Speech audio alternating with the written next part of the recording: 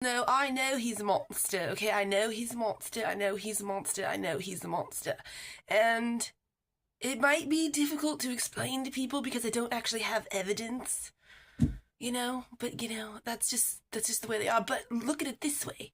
A lot of his most evilest things that he did to me, if you sort of set that against the backdrop of using it all as sort of like excuses to cover something way more heinous. Like, imagine a guy who's doing something so heinous that he would prefer his girlfriend and the rest of the world to simply think that he is, has to dump her for somebody else. But imagine if he's really just like deflecting the real reason that he has to dump her. And so I get it. It's like, oh, but no, it's like, no, I'm not really making things up because I'm trying to figure out how is he like parading other women in front of me before a day that he shows up. And like, I doubt that they were real diamonds, but it was like this huge rock. And it's just kind of like, why?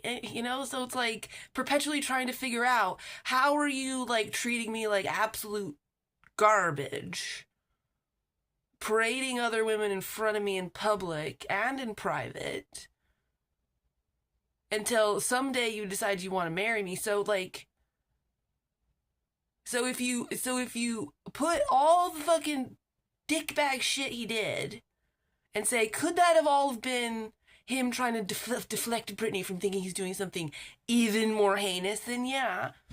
Because otherwise there's no reason to like publicly, like, let's put it this way.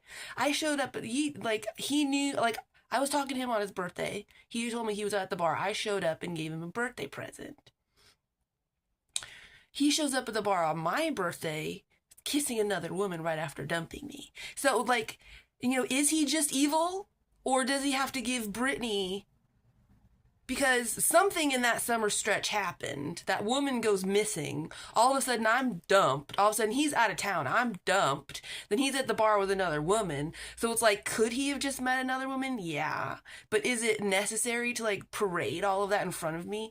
Unless you're cruel? Like, no. And so I keep thinking, so then in light of then the proposal that does come at some point, it's like, could you have just been deflecting what you're really busy doing? Because at some point he called me, he was trapped in Sandy.